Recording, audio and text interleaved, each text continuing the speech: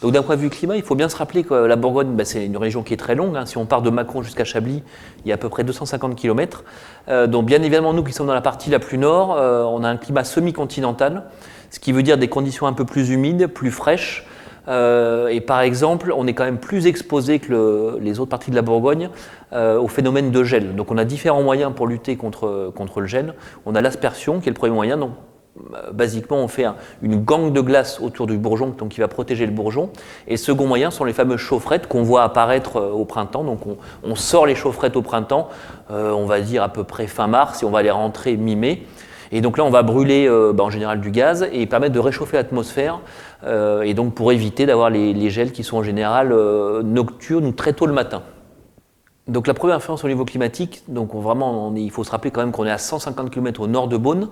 Donc déjà, on va avoir des dates de débourrement qui vont être différentes. On sera en général 8 à 10 jours après la côte des Blancs sur Beaune. Pareil au niveau de la récolte, on va en général récolter également 8 à 10 jours après la côte de Beaune, puisqu'on a un climat plus frais. Et vraiment, on aura au niveau de la typicité des vins, on aura des vins plus frais, plus élégants, si on les compare par exemple à des Chassagne ou des Meursault. On parle souvent de vins très cristallins, on aura beaucoup de pureté, donc vraiment des choses qui sont très pures, très droites, des vins très cristallins. Donc mes deux climats préférés sur l'appellation Chablis Premier Cru. Donc si on regarde d'abord en rive gauche, puisqu'il faut se rappeler qu'à Chablis on a le Serein qui va globalement du nord au sud.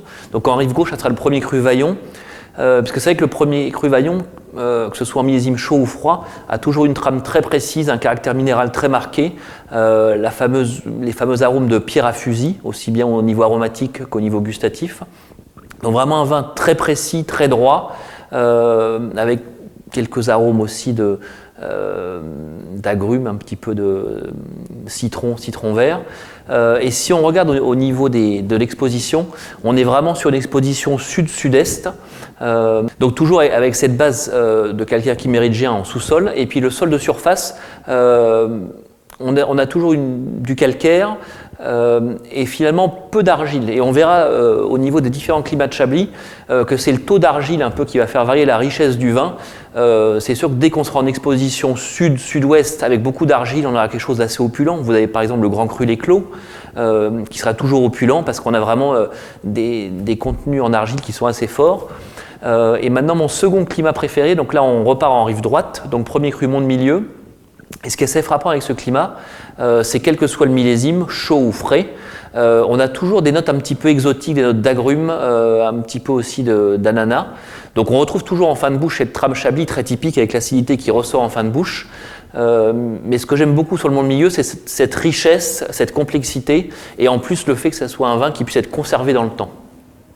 Alors sur les terroirs, alors non, on ne sait pas tout. C'est vrai que chaque année, on va retrouver toujours les mêmes caractéristiques. Un Mont-de-Milieu restera toujours un Mont-de-Milieu, que ce soit en année froide ou chaude. Un Montmain qui a un côté très élégant, très aérien, restera toujours Montmain. Donc on voit qu'année après année, on retrouve toujours la même trame sur chaque climat. Nous, par exemple, nous produisons 7 premiers crus différents, 7 climats différents, et chaque année, on a la même trame, la même caractéristique. Mais c'est vrai que ce qu'il ne faut pas négliger non plus, c'est l'influence humaine, puisqu'au niveau, que ce soit au niveau de la culture de la vigne ou au niveau de la cuverie, de la cave, c'est vrai qu'on choisit tous de vendanger plus ou moins tôt. Il y a certains qui sont très partisans des vendanges très précoces pour garder un côté très, très frais, très citronné. D'autres qui sont plus sur des vendanges plus tardives. Et le second facteur au niveau vinification sera probablement de savoir si on fait la fermentation malolactique à 100% ou si on la stoppe avant. On sait qu'on a quand même beaucoup d'acidité sur Chablis, donc certains décident de faire des malolactiques complètes, d'autres de stopper là. En Bourgogne, on ne produit pas du chardonnay, on utilise le chardonnay, donc le cépage chardonnay, pour faire différentes appellations, différents climats.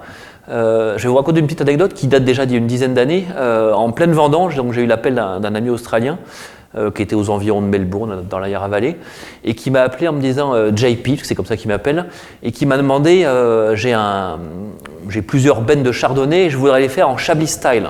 Qu'est-ce que je dois faire? Alors c'est vrai que j'étais un petit peu surpris par sa question, et en fait la seule réponse que j'ai pu lui faire, je lui ai dit écoute, prends l'avion et viens ici, parce que pour faire du Chablis, mis à part ici en Bourgogne, tu ne pourras pas en refaire ailleurs.